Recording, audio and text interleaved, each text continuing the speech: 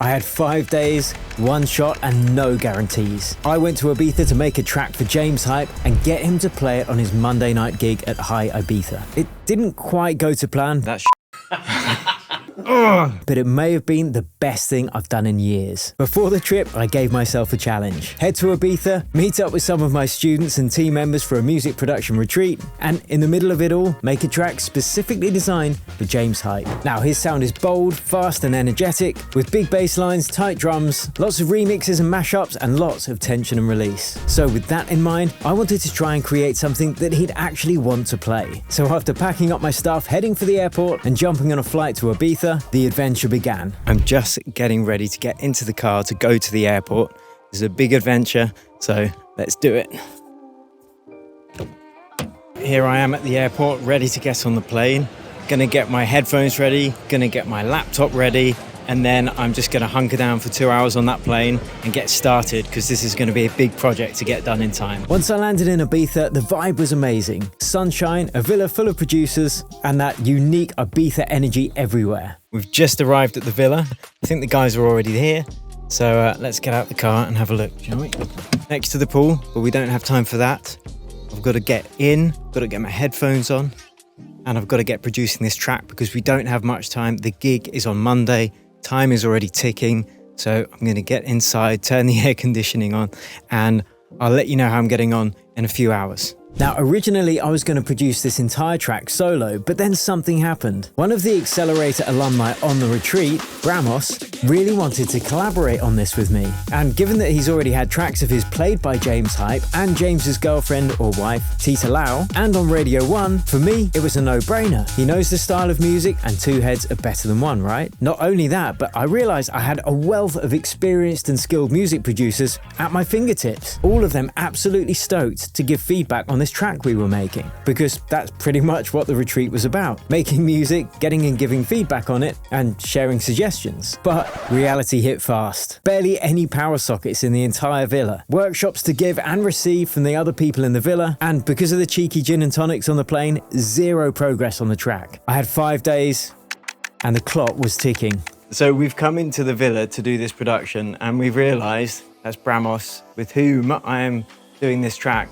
And there's actually no power supply anywhere. So not only have we got to get this done before Monday's gig, we've got to do it before the batteries in our laptops run out. So let's see what we come up with there. Yeah, nice. Let's go. So Bramos and I clicked immediately, and we had the beginnings of an idea for this track. I wanted something that would actually reflect James Hype's brand, so I used AI to record a little vocal in a Spanish accent to give it that Ibiza feel. Then we sampled it, stuck it on the decks, and I scratched a little riff that we were going to use in the track. Bramos layered up some drums which sounded awesome, and we both came up with very similar bass lines, which we ended up taking the best elements from each to create something really fat.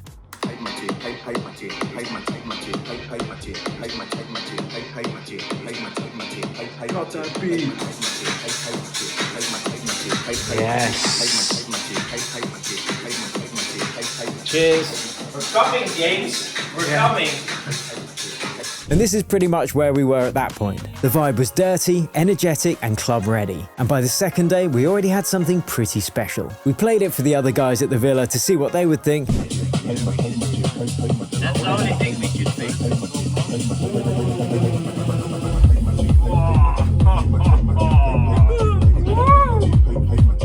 Uploaded a clip for James to see on Instagram, which he replied to immediately, which we were very excited about. But not everything was what it seemed. We didn't know it at the time, but this was going to lead to a huge disappointment. Anyway, after a couple of intense days, we decided to take a night off and headed down to the legendary Cafe Del Mar.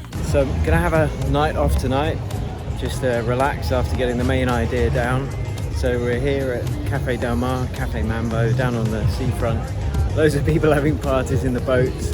So we're gonna just take it easy, have a cold beer, have a dance, and get back to work first thing in the morning. Had a beer, met the people, enjoyed the sunset, and soaked in the moment. Now, one of the other Accelerator alumni on the retreats spotted that Carl Cox and Miss Monique were playing the night before James Hype, so we ended up heading there for an amazing night out.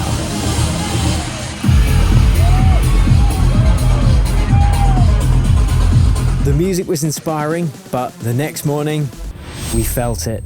and we only had one day to get the final tweaks done on our track, so we drank a lot of coffee, pushed through to get the arrangement done and the mixing and the mastering, and drove to the beach one more time to give it a final test in the car stereo. By this point we were really pleased with it. Then we recorded a final Instagram story and tagged James because he'd played Bramos's tracks before, so there was a chance. So you can see I'm about to message James on the phone.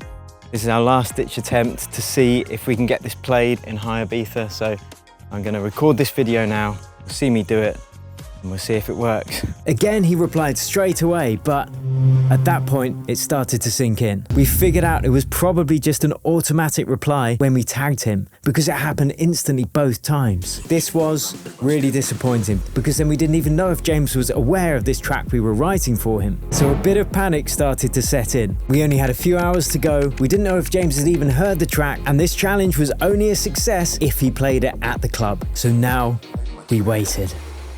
So we're just getting ready to go and see James Hype tonight. Last night was quite a late one. We ended up seeing Carl Cox, Miss Monique. So yeah, we didn't get back till quite early in the morning. I'm just preparing some dinner for the lads and yeah, getting ready to head off to James Hype in a couple of hours. So we'll see if he plays our track and take it from there. Monday night, James Hype takes the stage. The club's electric. Every track he's dropping is a weapon, splicing in old samples, old loops that the crowd recognises but have been reimagined into a modern twist. Now this gave me confidence because that was exactly the thinking when we planned out our track. We wanted to capture that old school vibe and give it a high energy modern twist. Things were looking up. So we're waiting, dancing, listening and hoping. At one point, he grabs the microphone. He says, I've got a new track that I'm going to showcase today. And we waited with bated breath.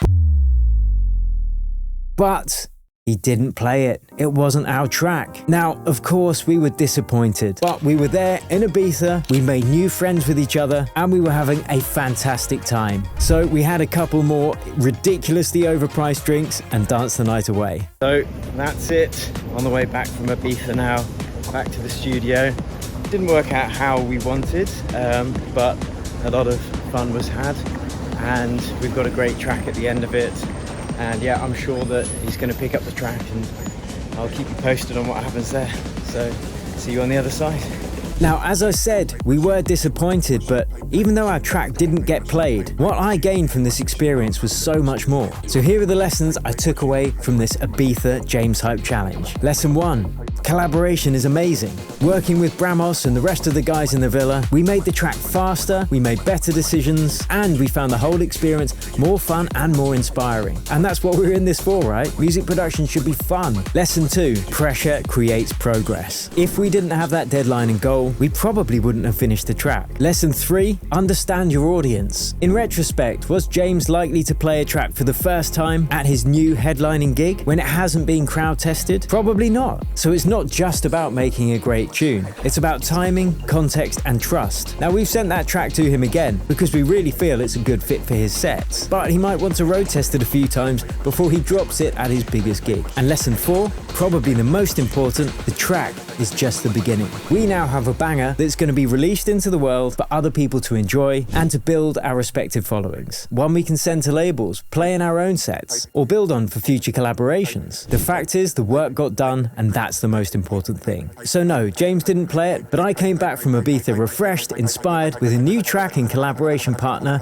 and serious momentum. And that is a win. Now, if you want to be part of something like this, we might have something brewing, so keep your eyes open, and you can join our music producer club for free using the link if you want to stay updated about it as and when we announce. And if you want to hear the full track breakdown, let me know in the comments and be sure to subscribe to the channel. Oh, and James, if you're watching this, I'd love to have you on the channel, so drop me a line. And for everyone else, until that happens, you can check out my interview I did with Oliver Heldens at Ultra this year, right there. And if you want coaching so your music can get played like Bramos by DJs such as James Hype, you can check out the Accelerator program below this video. Thanks for watching, and I'll catch you over at that next video.